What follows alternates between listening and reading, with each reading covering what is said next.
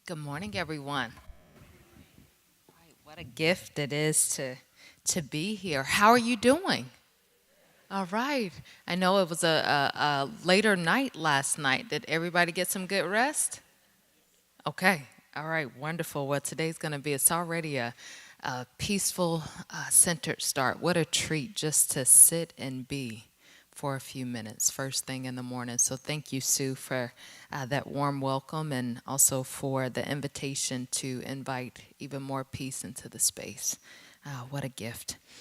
And so we'll just move forward and start. I'm going to start our jam session with just talking briefly a little bit about my journey with nonviolence and how I've gotten to this space. And then Ken and I will jump in together and move forward. Ken and John have been great mentors to me. And I'm grateful to God for you, John. Grateful to God for you, Ken. I love you all. Um, and so I just wanted to start. I know we've probably read this several times since the conference is focused on blessed are the peacemakers. But I wanted to start us just with Matthew 5, 1 through 12, and just wanted to read just how inspiring this is, just for us who strive to embrace nonviolence and the nonviolent journey. The Sermon on the Mount, the Beatitudes. When Jesus saw the crowds, he went up on the mountain, and after he sat down, his disciples came to him. He opened his mouth and began to teach them, saying, "Blessed are the poor in spirit, for theirs is the kingdom of heaven. Blessed are those who mourn, for they shall be comforted. Blessed are the gentle, for they shall inherit the earth. Blessed are those who hunger and thirst for righteousness, for they shall be satisfied. Blessed are the merciful, for they shall receive mercy. Blessed are the pure in heart, for they shall see God. Blessed are the peacemakers, for they shall be called sons," and I'm just going to interject, "and daughters of God. Blessed are those who have been persecuted for the sake of righteousness, for theirs is the kingdom of heaven. Blessed are you when people insult you and persecute you and falsely say all kinds of evil against you because of me. Rejoice and be glad, for your reward in heaven is great. For in the same way they persecuted the prophets who were before you." The word of the Lord. Thanks be to God. Oh my goodness, that's some good news there. Good news. Blessed are the peacemakers, for they shall be called sons and daughters of God. And so my journey with nonviolence and peace started when I was about 14 years old, which is about years ago. Quite some time ago now. Now I have to, dye those gray hairs black, which is okay. I'm okay with that. But started quite some time ago, and as a young person, grew up in a single parent home and saw a lot of things around domestic violence and other things. And so as a young person, I wanted to be a part of the change and not a part of the problem. And so thanks be to God, God gave me the opportunity to be a part of an organization at the age of 14 called Students Against Violence Everywhere, where we went to different schools, we tutored children, but then we also started to do peer mediation within our schools and service project focused on nonviolence. I didn't know at the time what we were doing was called nonviolence, an act of nonviolence. We called it violence prevention and peace, which, it's all connected to the same language. But to know now that we were actually working as young people to put active nonviolence into practice is a extremely exciting and beautiful thing. And so journeyed with SAVE for for years, from ninth grade, age of 14, to the time where I went to college and even interned with them when I was in college. And so after college, continuing to journey and explore, and went into teaching, did Teach for America, did some other things connected to business, and still kind of had my foot in the violence prevention door as well, because it was such a huge part of my foundation as a young person at the time. And so I decided, okay, after I did Teach for America, I saw that there were so many social injustices in our world. I was teaching sixth grade special education in Southeast Washington, D.C. And so my students were really at the bottom of the hierarchy as it relates to what books they received, as it relates to the services they received within the school system because of where they lived, and also their diagnosis as it relates to learning disabilities. And so my kids they barely had books in my classroom. I had to hold the window while I was teaching in the wintertime because of the lack of resources. But when I stepped out of my school, I could almost see the White House, and so it just really, really baffled me that, we could see something on TV one day or read in the newspaper about what was happening in our country as it relates to good things, but my students weren't receiving literally books to read because of where they were within this social injustice reality as it relates to hierarchy. And so I wanted to do something more. So I went to a mountain in the middle of Vermont to study social justice. So it was a school, and I'm like, okay, Vermont, social justice. Okay, God, yes, I'll go, even though it seems extremely random for me. I come from a small town in North Carolina, and I went to Washington, D.C., but okay, Vermont, okay. Peace Corps, okay, we'll do it. And so I went to this mountain in the middle of Vermont at a school at the time it was called the School for International Training.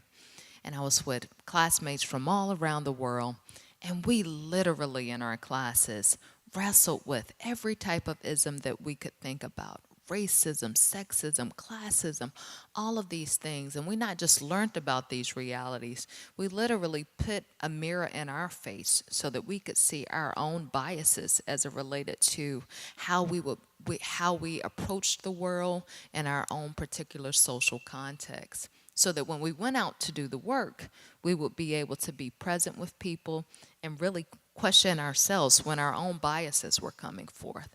And so that was really huge for me. So after spending 9 months on a mountain in Vermont, in the middle of nowhere, Vermont is actually beautiful, but it was just kind of random for me at the time. I went and I did the Peace Corps. And so I was placed in the Eastern Caribbean on a small island called St. Kitts and Nevis, and served in St. Lucia, served some time in Antigua, and then went to St. Kitts and Nevis. And so it was a gift. It was a gift. It took some time, but after a year, I was really starting to develop relationships in the community, was teaching HIV and AIDS education in the high schools, was working with the Ministry of Women's and Gender Affairs, teaching women in politics. I mean, we were doing some really good work. God had allowed me, I hadn't formally accepted my call to ministry, but God was allowing me to partner with churches where I was able to preach and teach from the Bible and just really be present. And I'm like, yes, God, yes, I'm doing this. I'm serving you. I'm moving forward with doing peace work. I'll probably even stay here after my Peace Corps experience is over.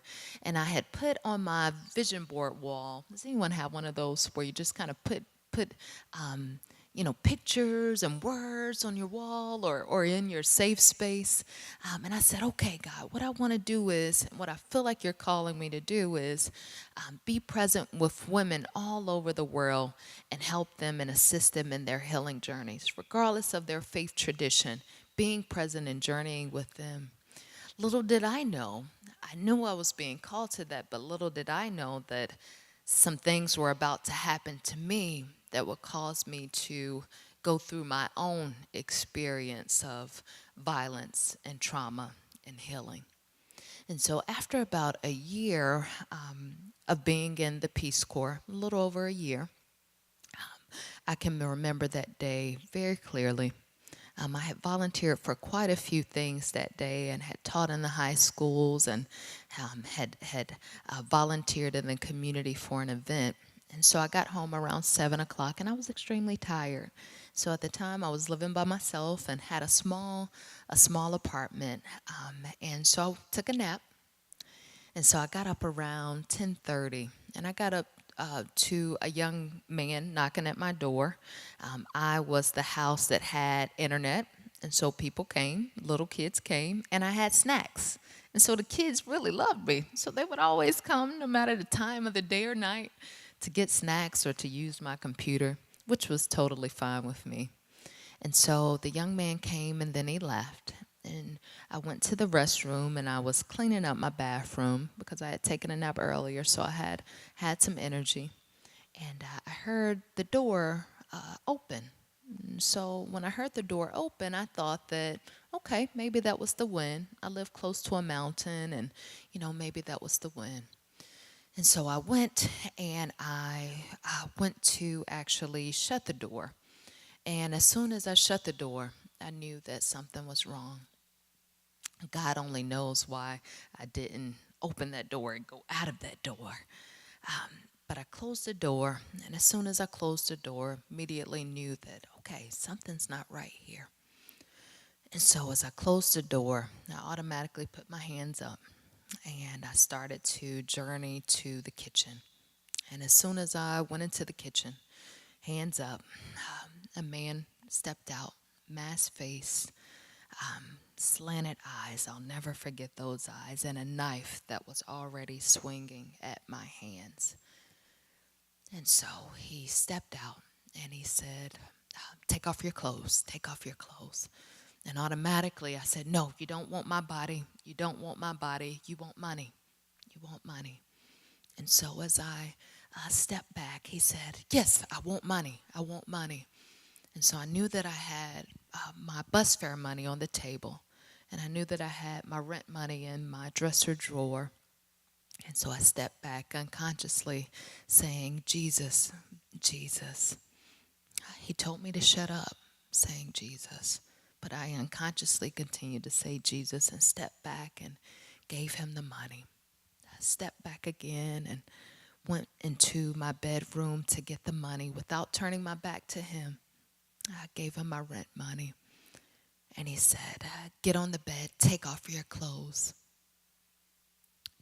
In that moment, I knew that if I could just get to the door, if I could just get to that door and get to the other side of the door, that I could get out of this situation. And so he was here, and I remember there being a crack in between him and the door. And so I ran to the door, and I almost got to the doorknob. I actually touched it. And before I could actually open that door, I was slammed to the ground. I was choked and strangled.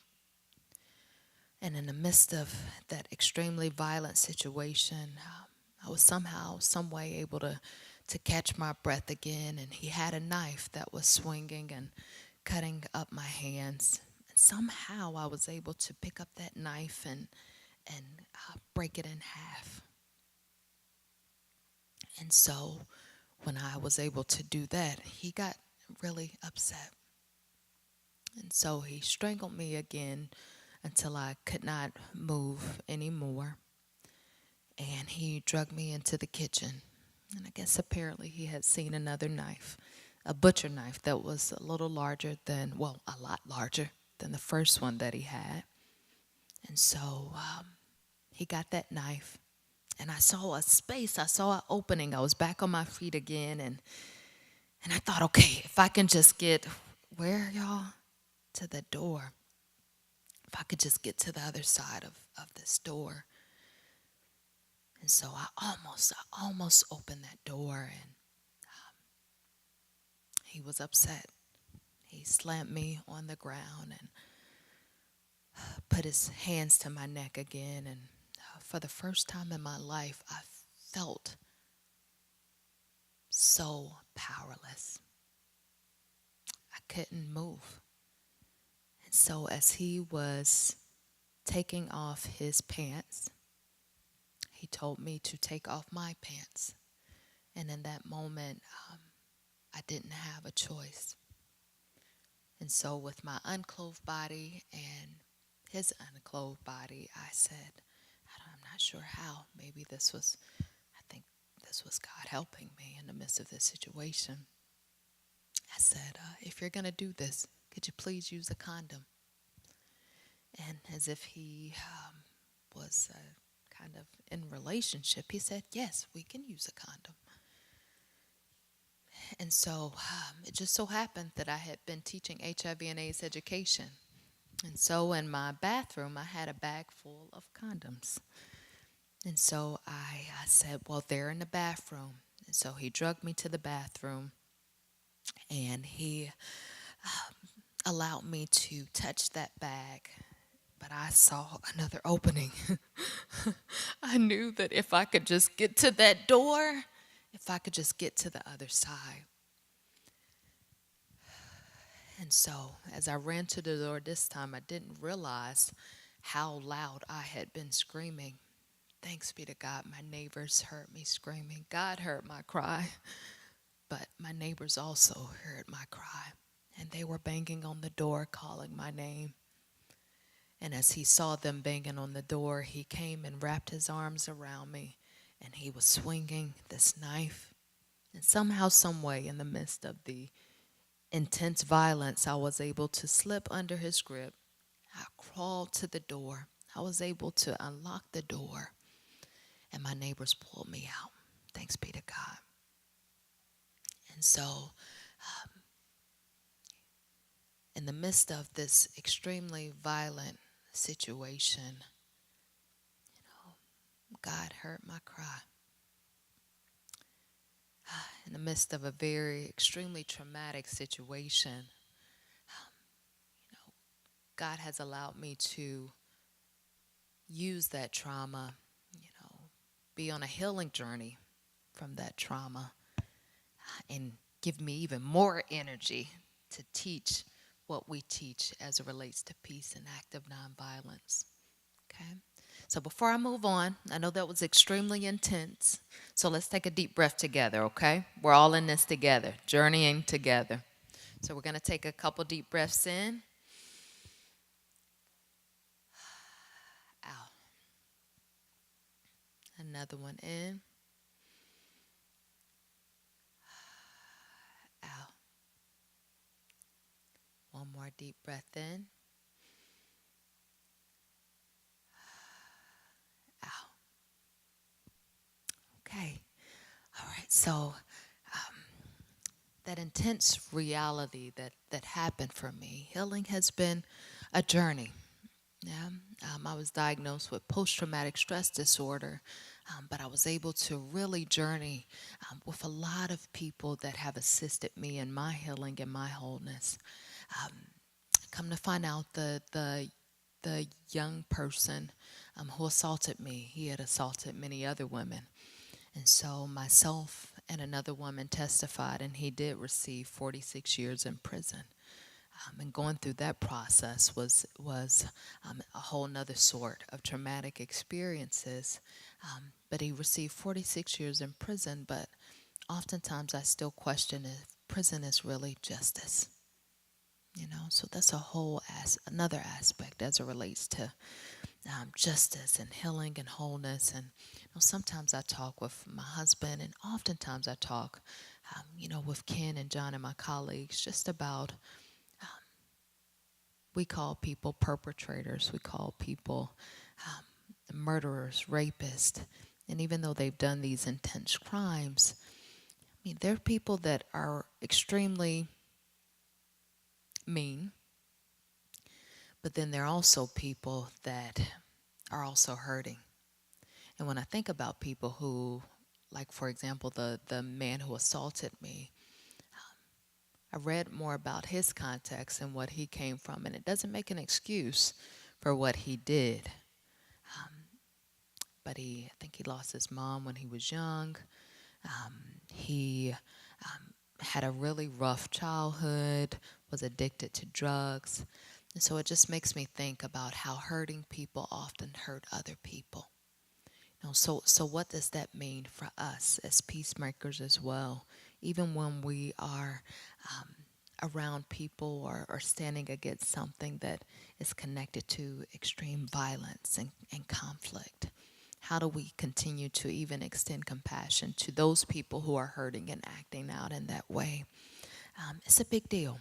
It's a big deal. So when I think about nonviolence, I think about how nonviolence chose me.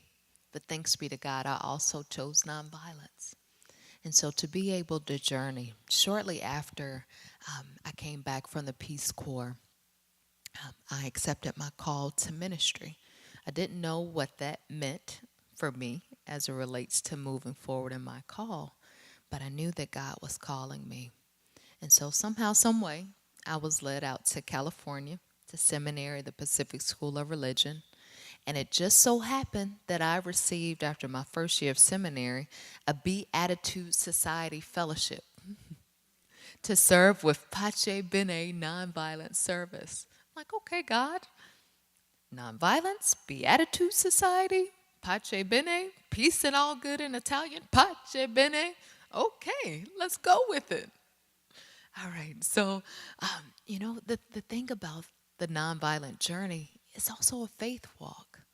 We step out on faith and we move forward and just trust that God will protect us.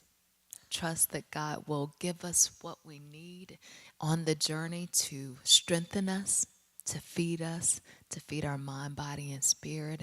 And God has definitely done that for me. And so, started with Pace Bene, and my time when I first started with Pace Bene, I was working with young people in East Oakland.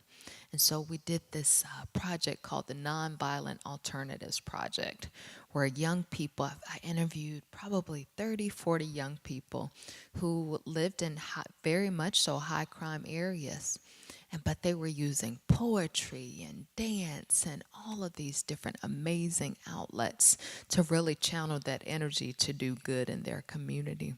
And so to be able to tap into that and move forward with Pace Bene in that way was a gift and a blessing. And so when I think about nonviolence and I think about this nonviolent journey, it has its goods and it also has its bads. It has its intense moments, but it also has some joyful moments. But one thing I know for sure is that God will never leave or forsake us. And he gives us people on a journey to hold our hands every step of the way. And so I want to be mindful of time, and I wanted to close out with just a snippet of what has been going on for me as it relates to my nonviolent journey. And I'll read I have a few copies of this for sale in the back, but I started an organization called Testimonies of Hope. It's a nonprofit, and got together about 14 different writers, 55 different writers from 14 different countries to write our Testimonies of Hope. And so my testimony is the first one and the last one. So we're going to just see what happened as it relates to my experience with the nonviolent journey and also healing from trauma. So facing fear and overcoming a storm with God. A month ago, I went back to the island of St. Kitts, which I had not visited in 5.5 years. I'd been serving as a community development worker, as a Peace Corps volunteer, before I was assaulted, strangled, robbed, and had an attempted rape on my body, mind, and spirit. 4 years ago, I went through a trial that sent my attacker to prison for 46 years. Since then, I have worked to heal from PTSD, nightmares, anxiety, and fear. My trip to St. Kitts was a big deal. I'd had many positive experiences serving there, but my last encounter had been so traumatic and painful. I thought I was there primarily to have the courage to visit and confront the man who'd assaulted me. which did not happen, but God knows. I remember sitting in the home of my adopted family. On the local TV station, they were showing a celebration for the prisoners. People in the community were watching that party for them with a live band, food, music, the whole works. Yes, some could watch their imprisoned loved ones, but what about those people whose perpetrators were in that prison? How did we as victims and survivors feel? Did we want to see our rapers, attackers, robbers? It was only television, but my heart still raced. What if I saw the man who'd hurt me? It had been years since I'd had an anxiety attack, but I took a deep breath and I told my adopted sister what was happening, and she quickly changed the channel. Deep breath. My trip to St. Kitts ultimately became one of the most restorative experiences of my life. I revisited every place that had brought me peace at one point, but brought me fear at another point. I visited all the girls I had taught and who taught me. They were now working women, taking me out for lunch. I went to the churches at which I had once taught and preached. I reconnected with those churches, teaching and preaching again. I walked down the deserted path where I had once seen my attacker's face, and instead I now saw the sun, palm trees, and small monkeys. I walked around the community, and instead of being afraid, I received hugs and cheek kisses from friends. Though I was afraid to walk alone at night at the time, I slept so peacefully. No nightmares, no pain. And when anxiety came up, I took a deep breath, said a prayer, and talked to God. Healing is a journey. Sometimes it is a battle to get to the other side of a storm, but it's possible. With God, all things are possible. I encourage anyone reading this book to never give up on your healing and never give up on nonviolence. Never give up on your hope, on God, on yourself. God does love you and your situation can get better. Years ago, my aunt told me to keep this scripture close, and she was right. Psalms 91, 1-4 reads, "He who dwells in the secret place of the Most High shall abide under the shadow of the Almighty. I will say of the Lord, He is my refuge and my fortress. My God, in Him I will trust. Surely He shall deliver you from the snare of the fowler and from the perilous pestilence. He shall cover you with His feathers, and under His wings you shall take refuge.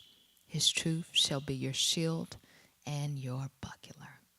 So I say this to say, nonviolence is a journey.